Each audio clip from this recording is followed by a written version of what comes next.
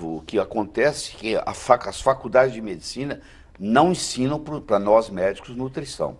Essa é a grande verdade. Nós médicos aprendemos muito pouco sobre nutrição na faculdade de medicina. Tanto é que eu fui ser, depois de cardiologista, eu fui ser nutrólogo. Eu sou também nutrólogo, tenho título, tudo certinho. O que é ser nutrólogo depois de médico? É fazer uma especialização. Tem 1.041 nutrólogos no Brasil hoje. Depois que você é médico, você faz um curso de especialização de 1 ano, presta uma prova, que não é fácil.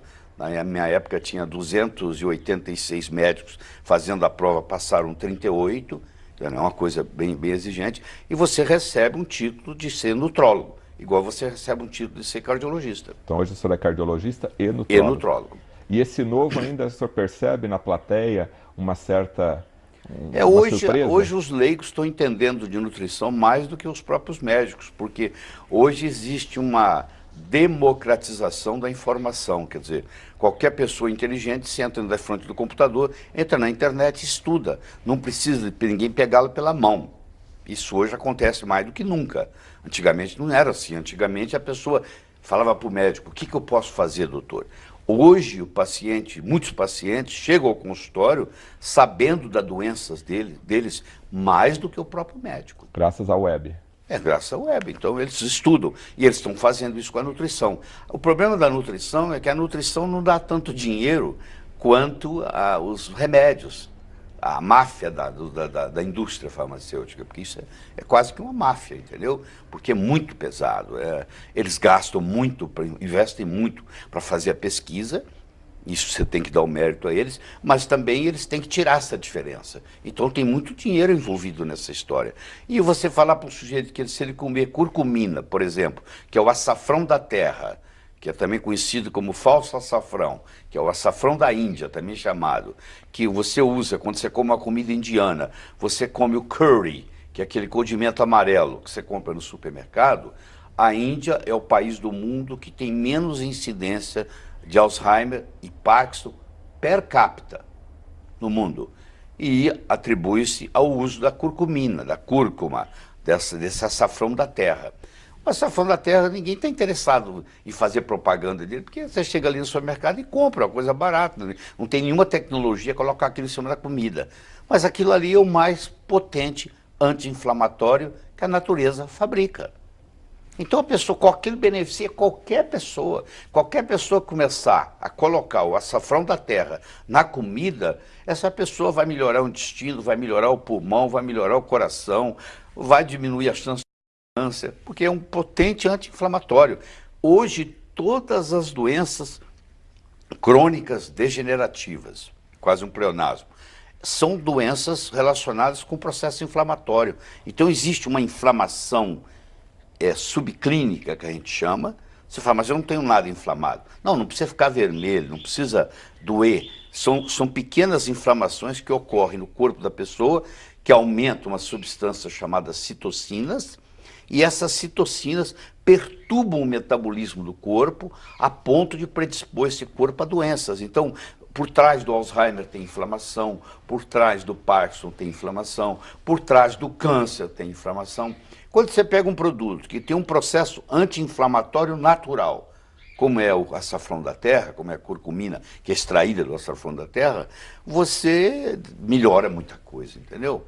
Então, em vez de tomar o remédio tradicional que se compra na farmácia, opta por uma alimentação. Pois é, quando você compra o anti-inflamatório na farmácia, você vai pagar um preço, porque quando ele cai no seu estômago, ele perturba o metabolismo do estômago. Quando ele cai no intestino, ele faz buracos na membrana. Aí a pessoa desenvolve o que se chama hiperpermeabilidade intestinal. Começa a vazar do intestino para o sangue coisas que não deveria.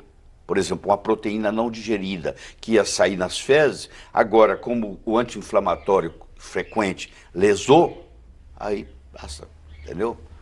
E isso, logicamente, tem estudos científicos para aquela como pessoa. tem. Você vê, pessoas que têm esse costume de ingerir analgésicos. A principal causa de transplante renal nos Estados Unidos, que é onde tem estatística, é o uso abusivo de analgésicos. A pessoa toma um analgésico achando que não é nada, pô. Amanhã eu vou tomar de novo, qualquer dor de cabeça eu tomo um analgésico.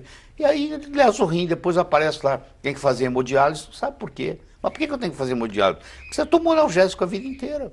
Isso é uma coisa simples. Aí se encaixa então aquela frase do Hipócrates. A qual delas? A fazer do seu alimento. O Hipócrates é o pai da medicina moderna. Apesar de ter vivido 400 anos antes de Cristo, todo médico, quando se forma, no dia da formatura, faz-se o juramento de Hipócrates.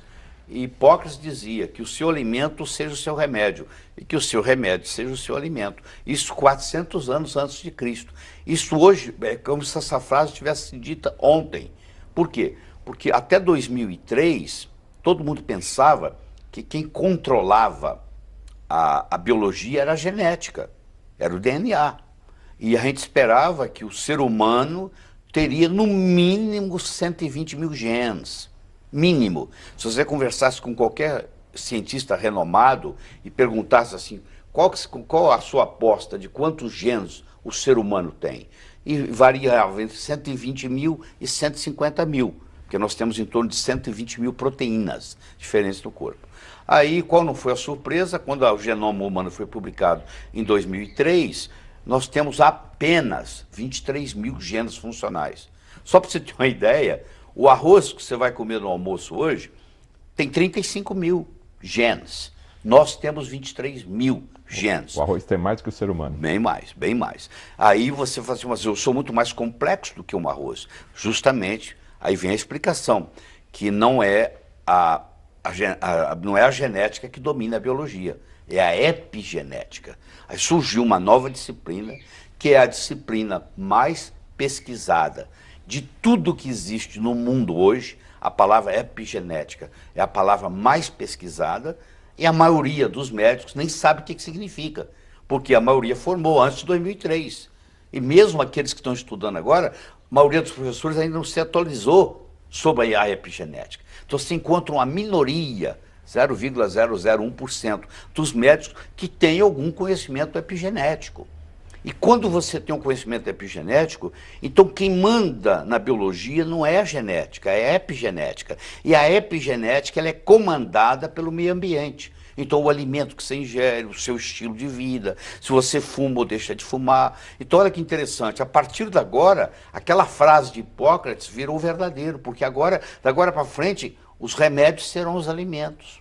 Por isso que você tem que fazer variedade. Você não pode comer o mesmo alimento todos os dias. Você entendeu? Porque aí você supre aquela quantidade de nutrientes que aquele alimento tem e outros nutrientes não são oferecidos para o seu organismo. Então, por isso que você tem que variar a alimentação. Isso é muito importante. E outra coisa que eu tenho que enfatizar muito forte, é que isso é uma resistência muito grande na medicina, é o seguinte, você imagina, 100 anos atrás, você poderia atravessar a Avenida Paulista aqui em São Paulo sem olhar para os lados. Não tinha carro vindo.